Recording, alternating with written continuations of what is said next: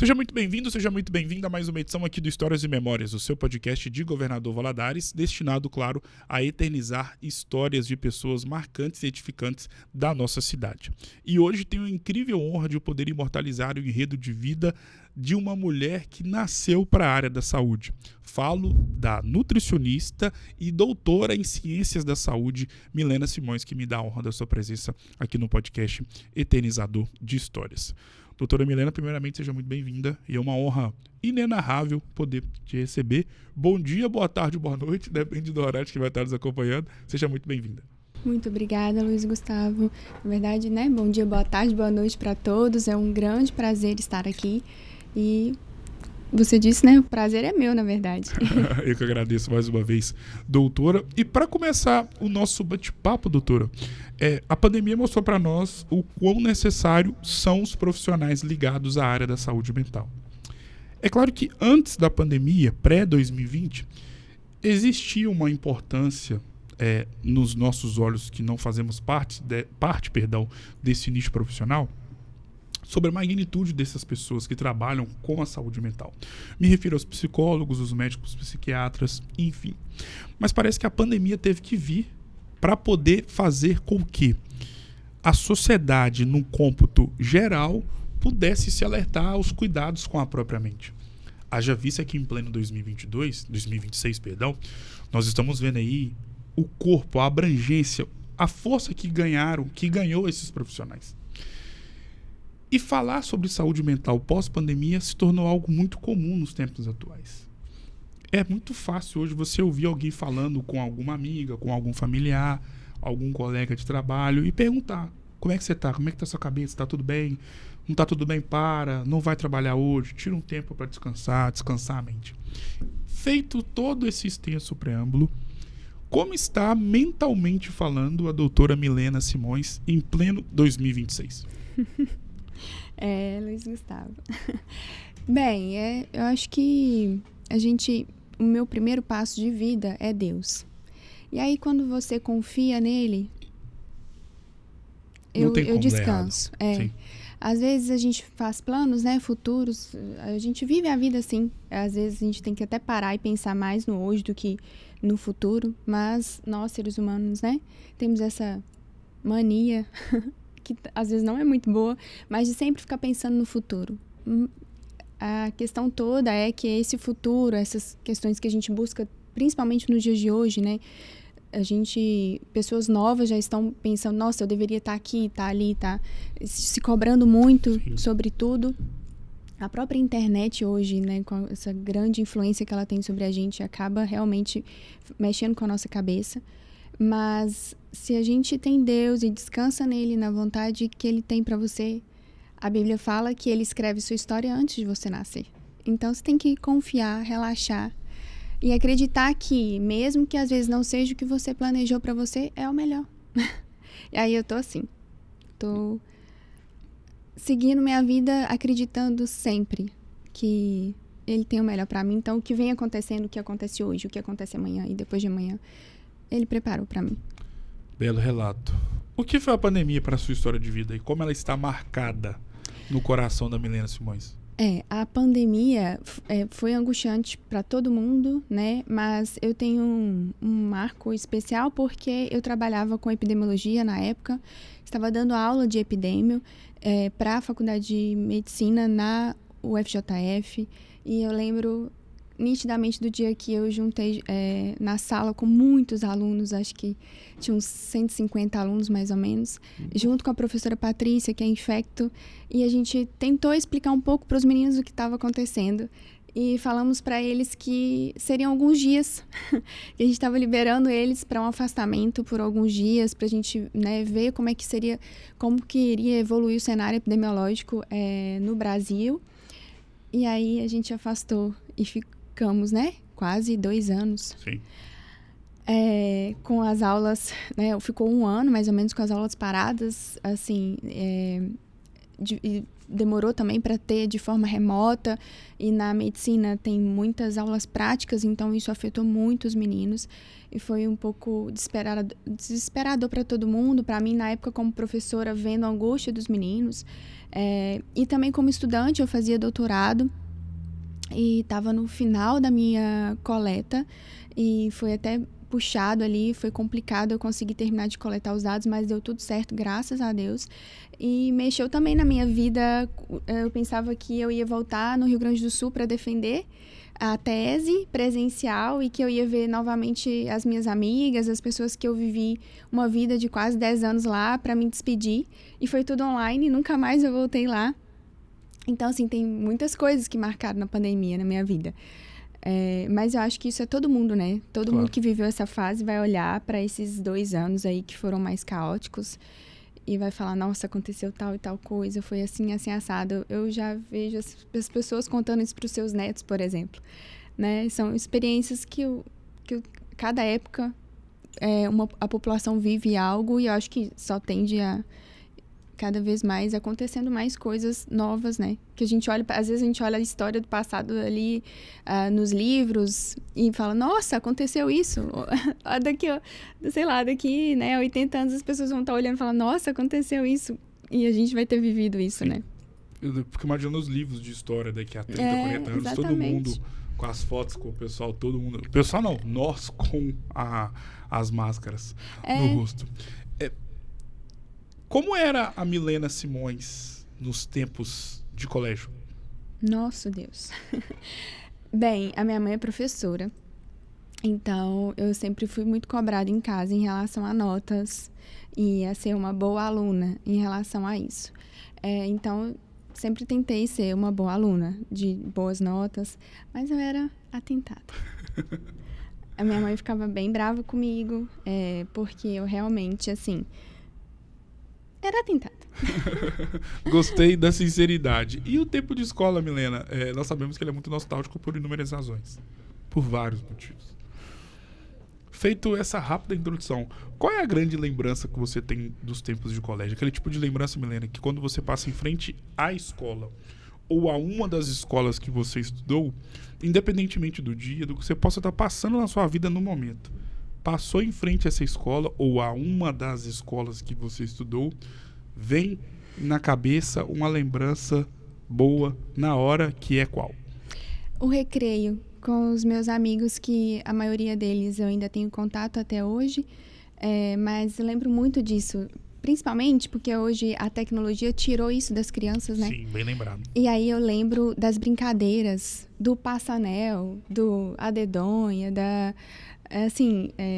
daquele passeio que a gente fazia. Um negócio de escolher quem vai passear, uns negócios assim.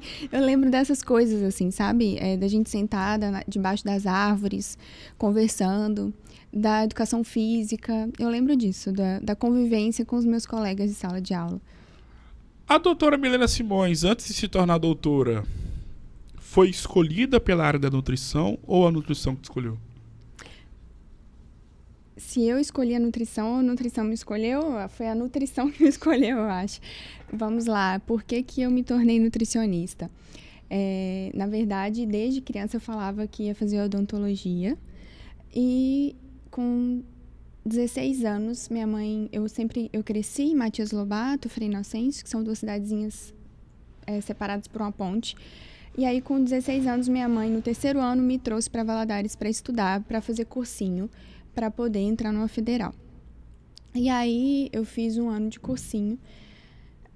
No final, fiquei em excedente em algumas faculdades de odonto e a gente estava passando naquela transição, foi o 1º ano de SISU. E não eram todas as faculdades que aderiram ao SISU, outras tinham vestibulares ainda. Então, eu fiquei assim, fiz vestibulares em algumas faculdades, outras usei a nota do Enem. Sim. E aí, fiquei em excedente e voltei para o cursinho. Eu terminei o 3º ano, minha mãe me matriculou de novo. Tipo, não passou no odonto, que é o que você quer, vamos fazer cursinho de novo. E aquilo me deu um desespero, porque eu tinha muita vontade de sair de casa, de estudar, eu trabalho desde os meus 12 anos. Então, eu tinha muita vontade de criar minha independência, assim, sabe? E aí, a minha irmã cursava enfermagem, já trabalhava dentro do hospital e trabalhava com a Nutri. E eu sempre gostei de alimento, de cozinhar. E as pessoas ligam nutrição muito a isso. Você não precisa, na verdade, saber cozinhar para fazer nutrição. Mas assim, traz um diferencial, mas não precisa. Só que as pessoas ligam, né? A nutrição com cozinhar e alimento, né? De forma geral. E aí ela falou assim, Milena, nutrição é sua cara. Por que você não tenta? Sai de odonto, por que você não tenta, então, nutrição e tal? E eu joguei minha nota no SISU e eu procurei assim, aonde que eu quero ir no Brasil? Foi bem assim. Aí eu falei, Rio Grande do Sul. Procurei uma faculdade que tinha nutrição e joguei minha nota lá. Passei em primeiro lugar. Numa quarta-feira, eu lembro disso, eu falei com a minha mãe.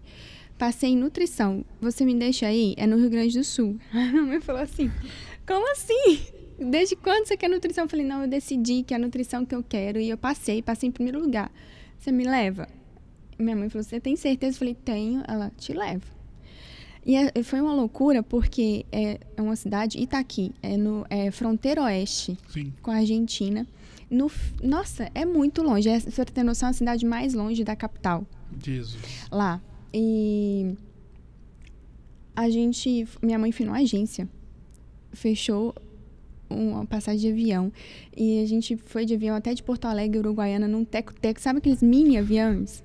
Tipo, foi isso. Foi uma loucura.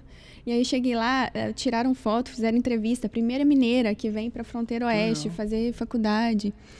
E foram anos muito especiais naquela cidade. Foi muito legal. Nova cultura, tudo novo. Eu sozinha, com 17 anos.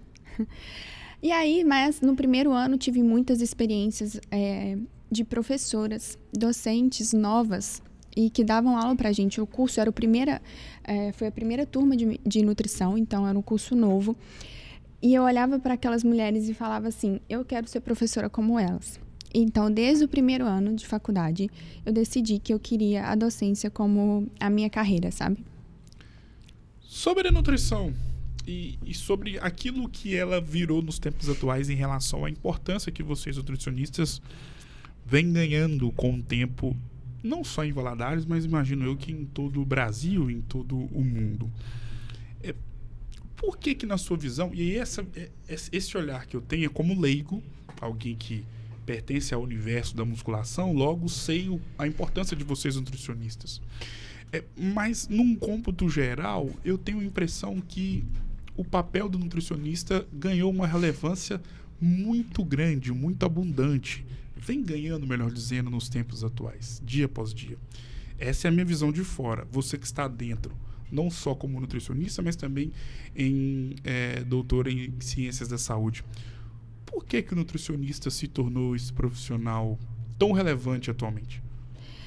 Então, vamos lá.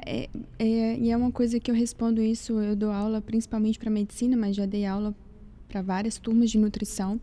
E eu falava com os meus alunos, hoje em dia, se você focar, né, numa área específica da nutrição e se especializar ali, e para além disso também aprender a lidar de forma correta, né, e coerente e ética na nutrição na internet, te rende muito mais do que quando eu olhei para trás e pensei, eu vou fazer a docência, porque além de ser o que eu acho que eu gosto, né, eu não poderia saber, porque eu só fazendo para ver, e hoje eu tenho certeza que eu escolhi algo que eu amo, mas eu também pensei no financeiro naquela época.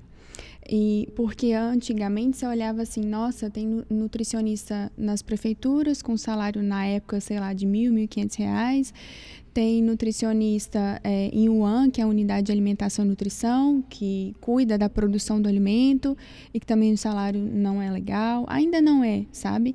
Mas você pode sair dessa caixinha, porque as pessoas têm buscado muito uma orientação mais profunda, visto que a alimentação é um dos determinantes da saúde, assim.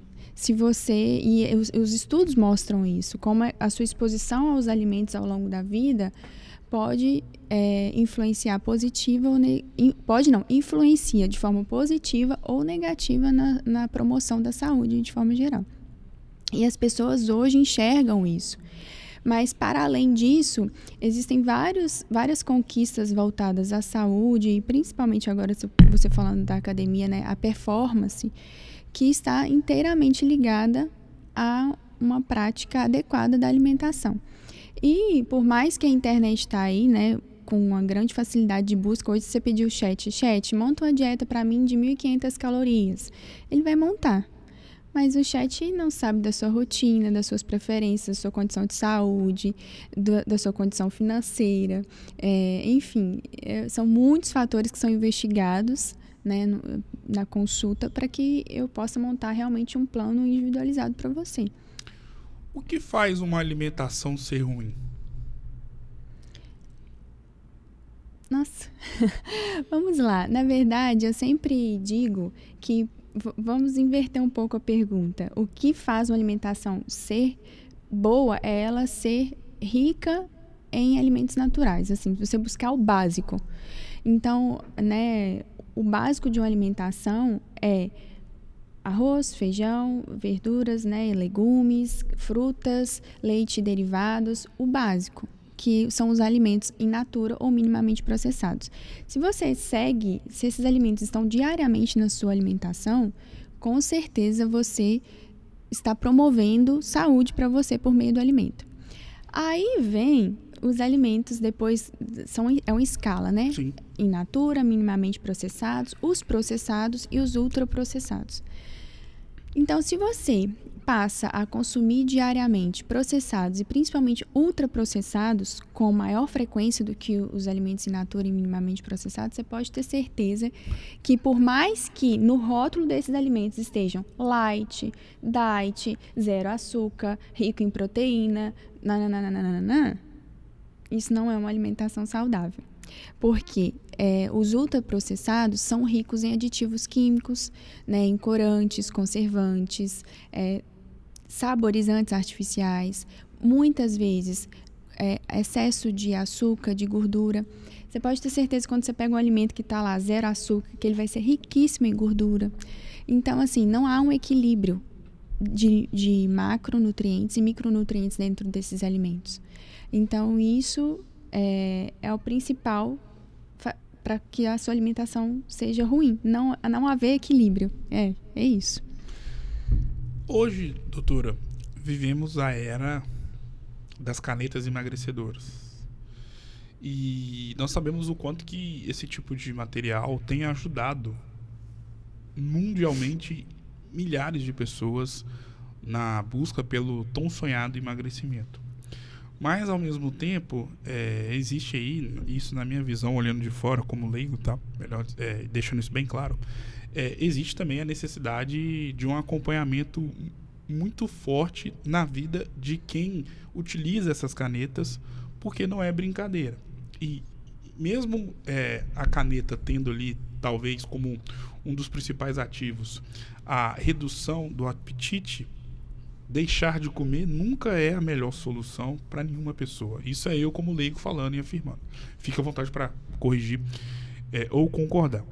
Mas pensando na sua função como nutricionista e imagino que você tem aí vários pacientes que estão utilizando atualmente as canetas emagrecedoras, por que o nutricionista precisa estar na vida de quem utiliza as canetas emagrecedoras? Vamos lá, novamente a gente chega naquele ponto de que hoje em dia, com as informações tão fáceis, a gente acredita estar fazendo a melhor coisa, né? Quando você busca, né, alguma informação, seja para qual área for, para nutrição não é diferente, mas muitas das vezes, e para pacientes nesses casos específicos ainda mais, você não, como leigo, você não vai saber calcular ali a quantidade ideal para você de proteína, de carboidrato, de gordura, a quantidade de porção, como distribuir esses alimentos, né, ao longo do dia, quais as necessidades, as carências nutricionais que a exposição a esses medicamentos vai causar no seu organismo, então quais suplementações realizar durante esse processo. Tudo isso você vai aprender no curso de nutrição, depois, né, numa especialização, no estudo, igual eu busco muito artigo científico, então, né, porque a gente, na faculdade, é tudo muito superficial, não vou se enganar, não. Então, você precisa, principalmente, olha quantos anos eu tenho de formada, na verdade, nem existia essa medicação tão potente. Exato. Como é que eu sei o que é melhor para o meu paciente agora? Buscando, estudando. Então, por mais que você fale assim, mas eu sou leigo, mas eu tenho buscado informações, a internet tem muito, assim, se não é sua área, vai ser difícil para você filtrar e escolher as decisões, né? E aí, o cálculo de uma dieta, a programação de uma dieta, principalmente em casos específicos como esse, é feito por um profissional, né? Então, assim, se você toma medicação e decide por conta própria, já chegou muitas vezes paciente lá no consultório, meses depois de tá tomando a medicação, e a perca de massa magra ser maior do que a de gordura, ou então muito próximo. E aí, o que a literatura fala? Que haverá uma perca de massa magra? Com certeza. Inclusive, é de 30% a 35%. Mas há manejos, né, estratégias para ser feitas para amenizar essa perca. Imagina um paciente aí de 50, 60 anos que começa a tomar medicação bem na fase onde do ser humano já está no momento que vai entrar em depressão de massa magra. E aí acelera essa depressão. Imagina daqui 10 anos como é que vai ficar esse paciente.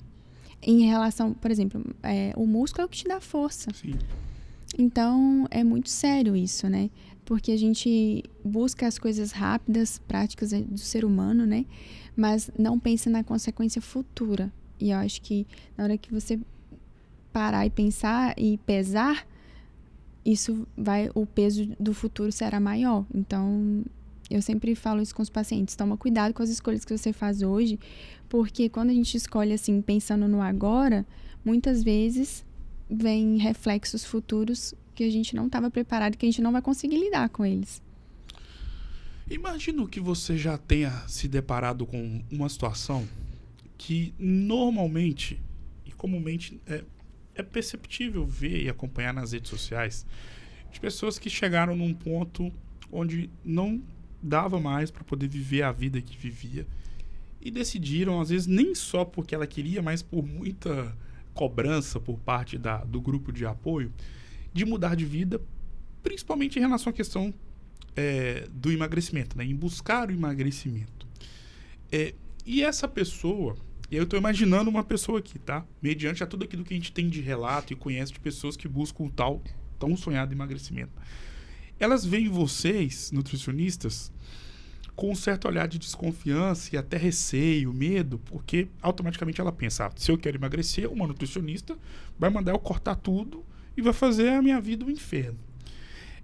Não sei se você já se deparou com essa pessoa que já chega no seu consultório, já olha para você meio ressabiado. Mas se porventura, e se você puder fazer esse exercício de imaginação na sua cabeça para responder a seguinte indagação: como uma nutricionista entra na mente de quem te renegou durante a vida toda, não só você, mas as academias, as praças públicas, onde dá para poder fazer vários exercícios, caminhadas, enfim. Como a nutricionista consegue entrar na cabeça de quem te renegou e por muitas das vezes te odiou por muito tempo, mas agora não tem mais para onde correr? Essa eu vou até falar olhando ali para os meus telespectadores, porque é mostrar para elas que uma vida saudável não é pesarosa, gente, não é ruim, pelo contrário. É possível você ter prazer junto com saúde, né? E eu sou um exemplo disso. Eu, assim, se hoje me der vontade de comer um doce, eu vou comer um doce. Claro que eu vou comer um doce com controle de quantidade, né? Vou pensar no que foi o meu dia.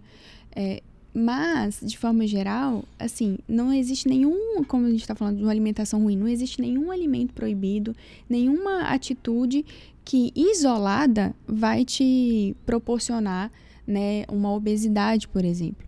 Então, é um conjunto de fatores. Então, o primeiro passo que eu sempre mostro para o paciente dentro do consultório é que é possível você chegar dentro de um corpo que te satisfaz e que te proporcione saúde de forma mais leve. Entende? É assim, eu já peguei dietas aí, pacientes que levam dietas, olha essa dieta. Tipo assim, com chá, biscoito, água e sal, sopa de água na hora do almoço, à tarde, chá, biscoito, água e sal. Isso não é nutrição, tá? Essa nutrição que vendem aí, de 20 horas em jejum e sem nenhuma programação pós, de se matar fazendo cardio, horas de cardio e depois, sabe? Isso não é nutrição. Nutrição é equilíbrio, como eu falei no início. Então, em equilíbrio é você perpassar por tudo, por todos os alimentos que existem, por todo o ambiente, todos os ambientes que existem, de forma equilibrada. Então, por exemplo, eu já tive um relato de uma paciente que falou assim, nunca mais eu volto em tal profissional. Porque eu falei com ela que tinha o aniversário da minha avó, que eu gostaria de ir e gostaria de comer um pedaço de bolo. E ela olhou pra mim e falou assim, se você quiser ficar desse tamanho aí pro resto da vida, vai e coma o bolo. Isso não é nutrição. Claro. Nutrição é, nossa, vamos programar uma semana, né, adequada, segue sua dieta certinho na semana, pratica sua atividade física e vá no aniversário da sua avó. Coma um pedaço de bolo, aproveite o momento de forma leve. Saiu dali, volta para sua rotina alimentar, volta para a dieta, volta para a prática de atividade física. E assim, aos pouquinhos, você vai evoluindo. Também, um grande problema é que as pessoas às vezes ficam 10, 15 anos para chegar naquele peso exorbitante, até ela se enxergar e falar assim, não, eu não posso mais viver assim. E aí ela chega no consultório querendo que 30, 60 dias ela mude de vida completamente. E não vai ser assim, gente. Vocês demoraram 10, 15 anos para chegar naquele peso. Para você mudar a sua vida de 10, 15 anos, imagina. Então, eu sempre tento também trazer o paciente para isso. Pense em um degrau de cada vez. Porque se você está no primeiro degrau e quiser esticar a perna e chegar no 10º, você vai falhar. E na primeira falha você vai querer desistir. Então, não é muito mais fácil e um venci, claro, e outro venci. Então, é isso, assim. De forma geral, é que a resposta a nutrição não precisa ser pesarosa. Ela pode ser suave e, mesmo assim, você alcançar seus objetivos. E é fazendo com que ela seja suave que você alcance seus objetivos e consegue continuar ali, manter. Porque também é muito fácil montar uma dieta que o paciente vai perder 5, 8 quilos no mês. Mas eu quero ver ele continuar nessa dieta pro resto da vida. Não consegue. O quão importante é um profissional da nutrição ou uma doutora em ciências de saúde ser uma profissional humana? Na verdade, qualquer profissão, a gente, assim, como pessoa, nós precisamos ser humanos, porque o que significa ser humano? É você pensar no outro, né? Se colocar no lugar do outro. E aí, voltando para a área da saúde, eu vou falar aqui para nutrição, e ciência da saúde, estuda a saúde coletiva de forma geral, né? Na minha área especificamente. Então, é você pensar no outro muito além da doença física, né? Eu tenho muitos exemplos, por exemplo, eu lembro, eu dou esse exemplo em sala de aula, eu lembro de uma paciente que foi uma paciente de consulta online e ela há muitos anos em excesso de peso, e aí quando ela foi me contar a rotina dela de vida, eu parei, depois quando eu fui montar a dieta, eu fiquei parando, pensando no caso dela, eu fiquei assim, meu Deus, como que eu vou poder ajudar essa pessoa? Por quê? Ela, muitos anos em obesidade. E aí, ela era uma pessoa que precisava 3 horas para chegar no trabalho, 3 horas para voltar para casa, trabalhava 10 horas no dia. Ou seja, a vida dela era acordar, ir para o trabalho, enfrentar um trânsito, chegar no trabalho, voltar, enfrentar outro trânsito, dormir, acordar. Assim, como que eu falo para uma pessoa dessa assim, você tem que praticar atividade física todos os dias. Você tem que tirar tantas horas para você ir no supermercado, para você comprar as coisas, para fazer sua marmita. Que horas que ela vai fazer isso? Sabe? Então, se colocar no lugar do outro e pensar nessas situações do lugar do outro, qual é a melhor forma que eu posso trabalhar como profissional? Isso é ser humano. Porque a mesma coisa de passar, a gente estava falando aqui antes, de passar uma dieta com alimentos, né, caríssimos, se o paciente não tem condição, ele não vai seguir aquilo. Então, a primeira coisa é se colocar no lugar do outro. Então, o que é ser doutora em ciências da saúde? Bem, para você ser doutora, né, você tem que fazer um doutorado. Então, eu fiz tanto mestrado quanto doutorado, foi na área da ciência da saúde. E a área da ciência da saúde, ela abrange... deixa eu tentar ser... No meu doutorado, tinha 5 linhas de pesquisas, por exemplo, dentro da ciência da saúde. Aí, laboratorial, população, a distribuição das doenças na população, epidemiologia, e aí eu fiz em epidêmio. Dentro da epidêmio, a gente puxa as vertentes ali de saúde coletiva, saúde pública, e, na verdade, a minha área específica, que é a epidemiologia, é estudar a distribuição das doenças e como ela acontece. Então, é isso, assim, os determinantes sociais de saúde, que são aonde o indivíduo está inserido, então qual é o território, qual é a cultura, qual que é a religião, qual que é o ambiente, qual é o nível de escolaridade, o nível de acesso, de transporte, a qualidade da moradia, tudo isso que são os determinantes, né, que fazem a promoção da saúde acontecer ou o desenvolvimento de doenças. É isso que a epidemia estuda, assim, de forma geral. E aí, né, dentro do mestrado e do doutorado em ciência da saúde, foi isso que eu estudei. Assim, como acontece esse processo de saúde e doença na população. E como acontece esse processo de saúde e doença na população? Por meio dos determinantes sociais de saúde, ou seja, onde esse indivíduo está inserido, né? Como que acontece a vida dele em volta. Não é só questão física. Por exemplo, uma idade tem interferência no desenvolvimento da saúde, sexo, mas também a moradia, a forma de transporte, a forma de trabalho, a forma de se alimentar, o estilo de vida, uma religião, muitas vezes pode interferir. Deixa eu ver aqui mais. Tudo. Então, são os determinantes de saúde que ditam ter saúde ou não. Então, sair da condição de saúde para a doença. E aí, nós, como seres humanos, temos muita influência nisso, assim como os meios políticos, assim como a localidade onde estamos inseridos. Estou falando do ambiente mesmo. Sim. Então, por exemplo, existem doenças que ocorrem com mais frequência em Minas, que não ocorre no Amazonas e vice-versa. Por quê? Por causa da localidade. Então, dentro da epidemiologia, dentro desse processo de saúde e doença, tem centenas e milhares de acontecimentos que podem interferir ou não na saúde de uma população. Como adotar estratégias benéficas na vida de um paciente que não se dispõe financeiramente de uma quantia exacerbada para poder estar comprando todos aqueles alimentos, até uns mais caros que os outros, para poder inserir dentro da sua dieta? Mas essa pessoa, essa mulher ou esse homem, quer ter uma alimentação saudável, quer ter o seu acompanhamento, o acompanhamento do seu trabalho. Mas, financeiramente falando, ele não faz parte de uma classe social mais abastada. Como adotar estratégia para esse tipo de pessoa? A sua pergunta é muito boa, porque eu tive uma experiência muito marcante no doutorado, aqui na região, sobre isso, e que pôde me trazer a realidade, assim, também para a nutrição. Vamos lá. A coleta do meu doutorado, a pesquisa em si, foi aqui em Governador Valadares, apesar de ter sido na faculdade do Rio Grande do Sul. Eu fiz uma parceria, vim para a GV e fiz a pesquisa aqui, que foi consumo alimentar de gestantes adolescentes. Então, você já pega um público, se é gestante adolescente, você pode ter certeza que elas estão submetidas a vários fatores, claro, que trouxeram essa condição a elas de gestação no momento que a gente pensa que ainda a mulher não está preparada, né? E aí, no início, eu investigava em 2 momentos como estava sendo o consumo alimentar dessas gestantes, que era durante a gestação e 4 meses depois.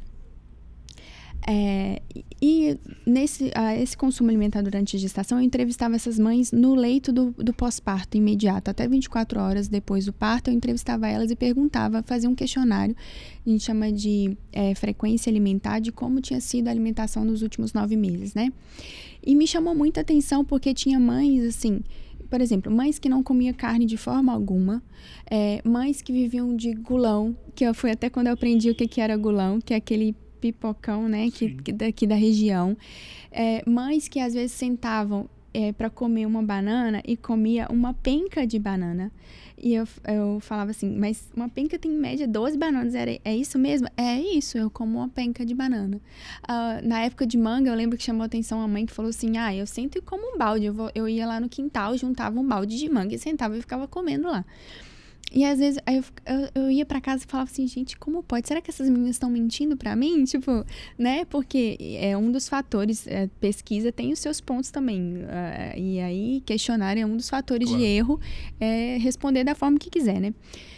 4 meses depois, eu fui em loco, na casa dessas mães. E aí eu entendi porque muitas viviam de gulão, porque muitas não comiam carne por condições financeiras e não porque elas não queriam. Então, passando isso para os meus pacientes, por isso que a minha primeira consulta ela é mais demorada, porque eu preciso entender a realidade desse paciente. Realidade de onde mora, onde trabalha, como que é a frequência do trabalho, o que tem acesso, os tipos de alimentos que tem acesso e o que realmente também o que tem condição de comprar ou de colocar na sua alimentação. E por eu atender só de forma particular, eu tenho que ser sincera que eu nunca peguei nenhum paciente que fala assim, nossa, Milena, não dá pra comprar isso aqui de forma alguma. Mas, por exemplo, eu tenho muitos pacientes que são estudantes ainda por ser professora, e eu sei que para eles eu preciso pensar, não dá para pensar, tipo assim, em grandes gastos com a dieta. E é super normal, assim, isso acontecer e provável de se realizar. Por quê? Exatamente porque a alimentação saudável, ela tá no princípio dessa alimentação que eu te falei no início, dos alimentos minimamente processados. De comer arroz, feijão, uma carne magra, mesmo que seja frango, por exemplo, que é mais em conta. Eu sempre falo, as frutas são coisas que estão caras, mas as frutas da estação. Então, você pode chegar lá no supermercado e ver que sempre vai ter alguma fruta em promoção. Então, vá nela, né? Então, assim, e essas questões da suplementação é que encarece muito a dieta. E eu vou falar, a sua melhor suplementação é uma alimentação saudável do que qualquer outro suplemento, seja ele o mais estudado que for, a não ser que você esteja com uma carência muito grande e que aí realmente você precisa tratar aquela carência. É diferente, né? Que aí vai ser necessário como uma medicação, como um tratamento daquela carência. Caso contrário, é uma alimentação mais natural possível, que é isso aí que eu te falei. Pode ser a verdura e a fruta da promoção da semana, arroz e feijão, a carne magra, ou pode ser o pão de sal com ovo, e é isso aí. Dá pra ver no seu olhar que quando você se refere a qualquer coisa ligada à sua profissão, que é consequência das suas formações, que o seu olho brilha ao falar sobre aquilo que você está inserida profissionalmente. Por quê? Porque eu tenho orgulho do que eu me tornei. E eu até me emociono porque eu tenho orgulho do que eu passo para os meus alunos e para os meus pacientes. Assim, quem vem do interior, né? Meu pai trabalhava no interior, mexia com roça mesmo, minha mãe professora, então, e aí eu tive tantas oportunidades, né, de estudo, apesar dos pesares de muita batalha, muita força da minha mãe. Eu perdi meu pai com 12 anos, e aí minha mãe sempre buscou muito isso pra gente como professora, ela sempre buscou isso, que a gente estudasse, crescesse profissionalmente, né, pra ser independente, e pensar que foi 2021. Quantos anos eu tinha? Com 24 anos eu me tornei doutora. 25, me tornei doutora. E aí, assim, isso é muito especial para mim, principalmente porque agora, né, com essa profissão, sendo docente, sendo nutricionista, eu consigo passar para as pessoas isso, que a humanização, né, a medicina em si, a saúde em si, a promoção da saúde em si, nós como futuros, né, os meus alunos como futuros profissionais, os meus pacientes como pessoas que estão buscando o melhor para si como saúde, você buscar esse melhor para você e para o outro, então para você como paciente e para o outro como os alunos, né, os acadêmicos ali na área da saúde, futuros profissionais, fazer o mundo se tornar melhor. Então, eu acho que é isso, assim, eu amo dar aula, amo mostrar para os meninos a realidade que eu vi, assim, e que eu consegui enxergar praticando nos meus estudos, então na faculdade, no mestrado, no doutorado. E hoje eu gosto de mostrar isso para os meninos, eu gosto de levar eles a campo, mostrar, olha, a nossa realidade é aquela ali dentro da sala de aula, mas tem muita gente vivendo assim, assim e assim. E como profissionais a gente pode fazer a vida deles se tornarem mais leves e diferentes, e eles alcançarem saúde que a gente às vezes não precisou buscar, né? Porque a gente teve isso dos nossos pais. Então eu gosto muito de mostrar isso. E para os pacientes, porque é muito bom ver a pessoa se transformando e buscando a sua melhor versão, porque a gente sabe que você está bem com você. Tanto se olhando no espelho e se sentindo bem, quanto na questão da saúde, que a alimentação está inteiramente ligada a isso. É uma das grandes dádivas da vida, assim, se você se levantar, olhar no espelho e falar assim, nossa, eu estou bem comigo mesma. E a nutrição pode fazer isso. Qual é a grande história que você já teve a oportunidade de interceder através de um ser humano e que através da sua história enquanto profissional da nutrição, em doutora em ciências da saúde, você pôde intervir de forma positiva e mudou a história de vida desse paciente? Você quer que eu fale como nutricionista ou como professora? Então, eu vou falar como professora, assim, porque como professora de saúde coletiva, a gente tem muitas aulas práticas, né? Então, você conhece muito o território, as pessoas que estão ali, as condições de vida delas e as necessidades delas. Então, eu acho que as minhas experiências mais marcantes profissionalmente são na docência, por perpassar por muitos territórios, muitas populações diferentes e pessoas com necessidades diferentes. E poder interferir ali, né, por meio da saúde coletiva, então, da estratégia de saúde da família, dos profissionais, e mudar a história de uma família, de uma pessoa com alguma necessidade, não só física, porque elas buscam a estratégia de saúde da família por necessidades físicas, mas também mudar o rumo da história em meios de vida, então a forma como está vivendo é muito marcante. Então, de forma geral, assim, na verdade, eu tenho algumas histórias de intervir, buscar ajuda para a família, para o paciente e mudar a direção, assim, sabe, dessas vidas. Anteriormente, dentro do nosso bate-papo, você tocou num tópico que vai ao encontro da luta de outros profissionais que, com o avanço da tecnologia, estão enfrentando barreiras inimagináveis outrora. Qual o sentido? Hoje, se a gente parar para pensar bem, não é o aconselhável, mas nós sabemos que é muito comum ouvir alguém falando que, ao invés de ter procurado um médico, foi no ChatGPT e pediu a receita ou pediu para saber qual é o remédio a ser tomado em relação a alguma enfermidade.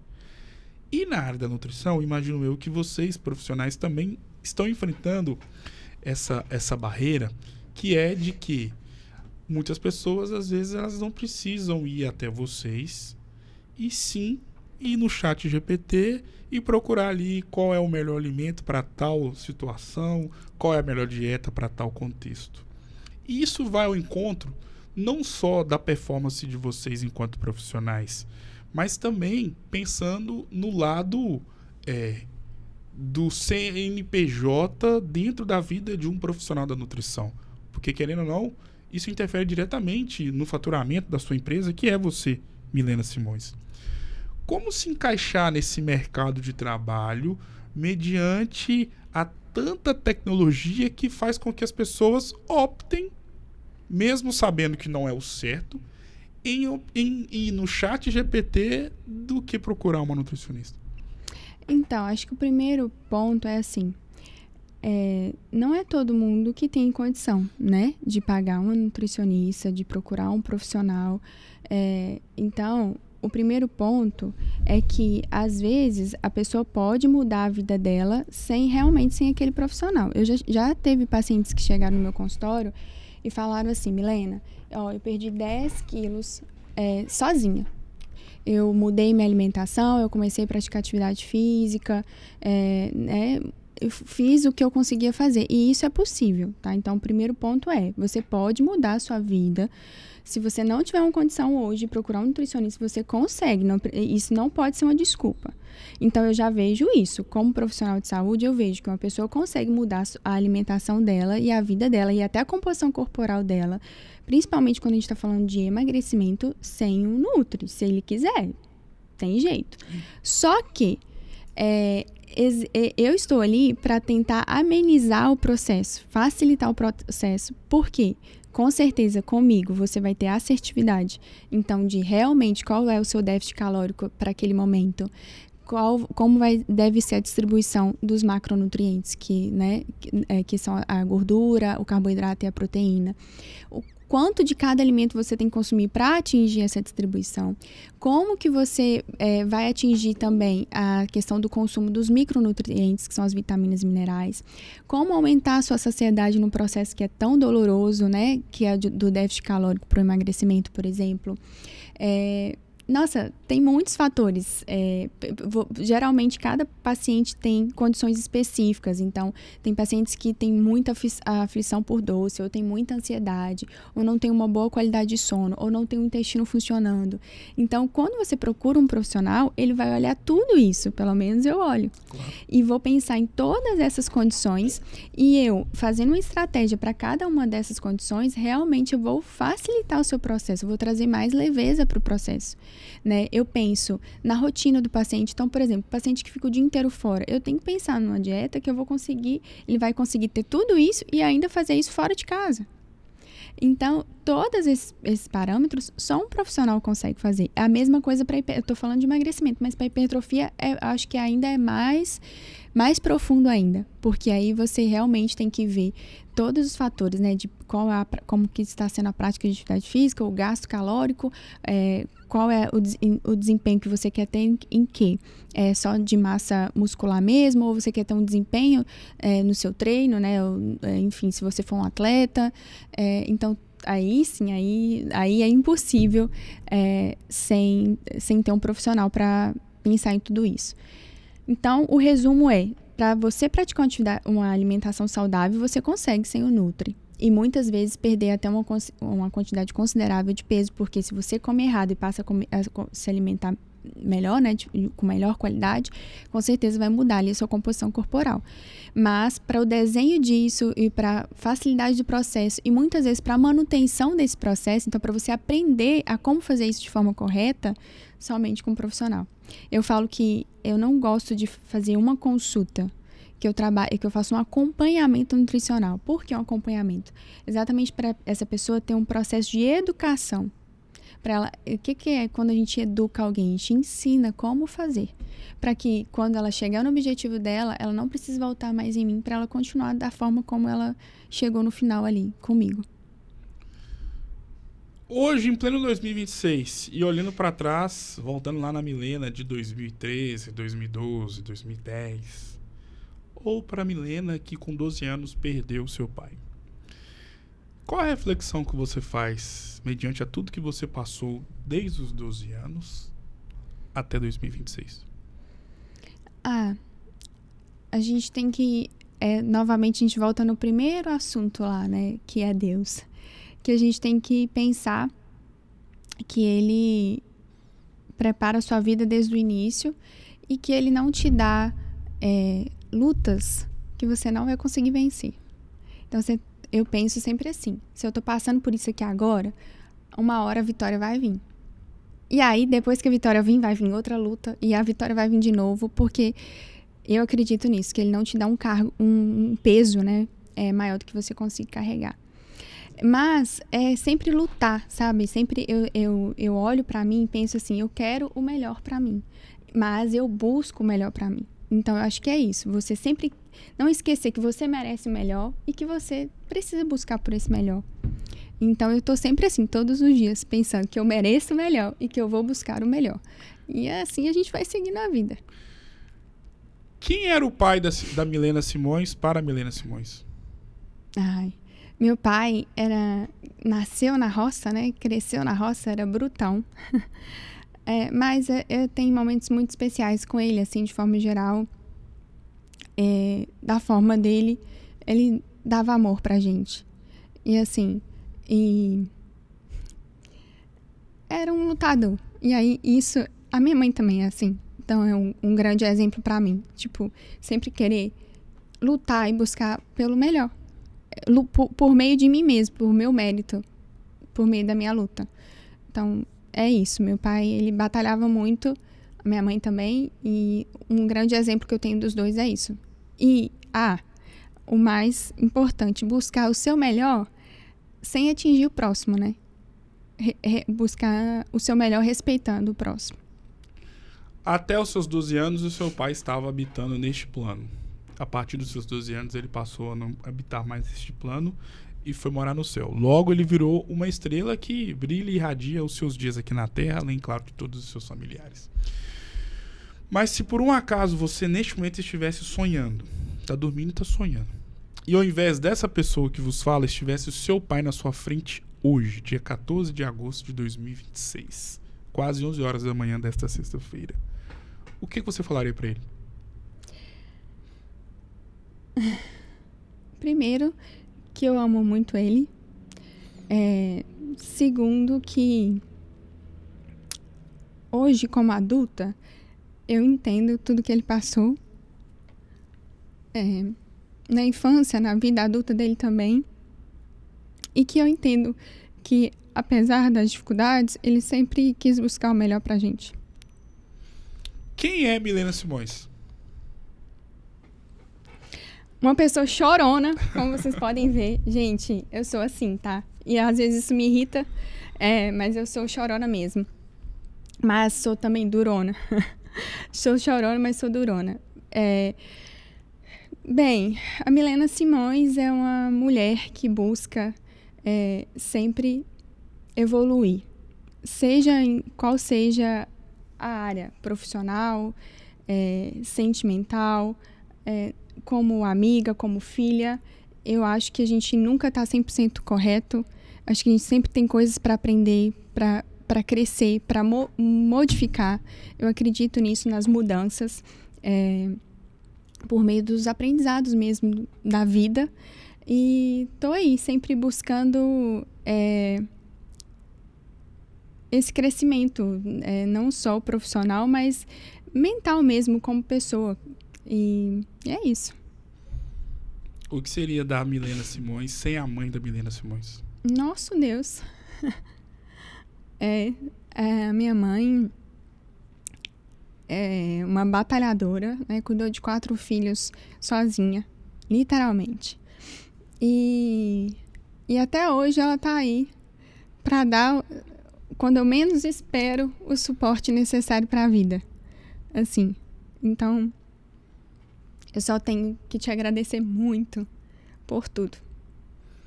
Defina a sua vida com uma palavra. Deus. Defina a sua história de vida com uma frase. Uma frase.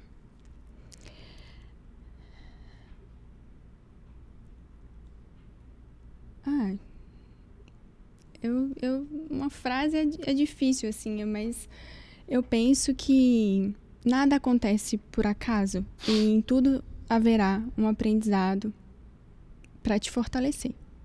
Agora é o jogo das palavras. Vou citar nomes ou palavras e você vai defini-los ou defini-las com uma palavra. Tá. Vida. Deus. Deus. Amor. Dificuldade.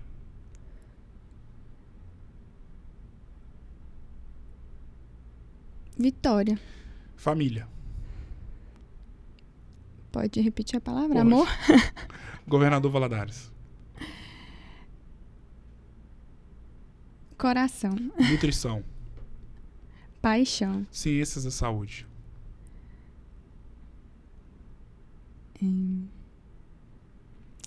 Vocação. Professora. Vocação. Milena Simões.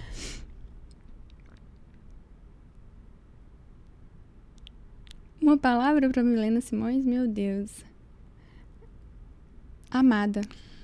Defina essa conversa com uma palavra. Emoção. Nada mais justo, né? E foi uma emoção muito grande da minha parte poder ter tido a incrível honra e a oportunidade de ter eternizado a sua maravilhosa e exímia história de vida.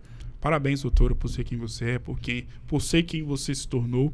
Essa mulher que é exemplo para inúmeros outros estudantes que sonham um dia em chegar onde você chegou. E que bom que você chegou no local onde você se encontra, respeitada e admirada pelos pacientes, agora pelos seus futuros alunos dentro da faculdade. E é sempre uma honra. Imagino que você não imaginava que seria dessa forma esse bate-papo. Imagino eu que você esperava outra coisa, mas foi uma honra. Muito obrigado.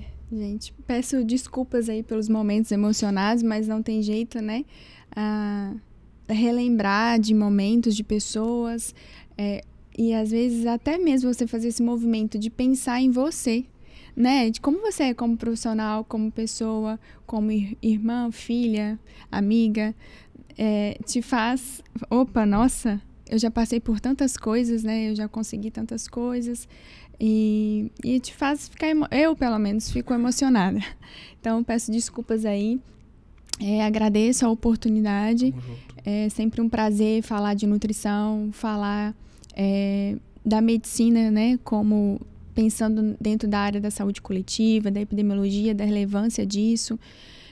E eu sou apaixonada demais pelos meus alunos, pelo que eu faço, também pelos meus pacientes, pelo que eu faço dentro da nutrição. E agradeço a Deus todos os dias por essa oportunidade, né? Por poder formar aí profissionais, por poder mudar vidas por meio da nutrição. E é isso, acho que quando a gente escolhe a profissão, a gente tem que dar o nosso melhor nela. E o melhor nela sempre é ajudar o próximo, que eu acho que sempre a vertente da vida é você ser relevante.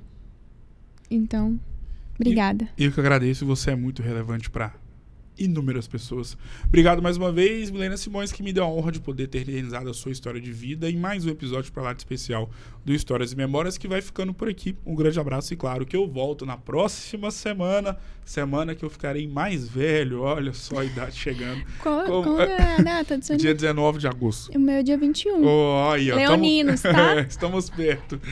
E será uma honra mais uma vez eternizar mais histórias de vidas marcantes e edificantes na próxima semana. Vou ficando por aqui. Um grande abraço e até a próxima.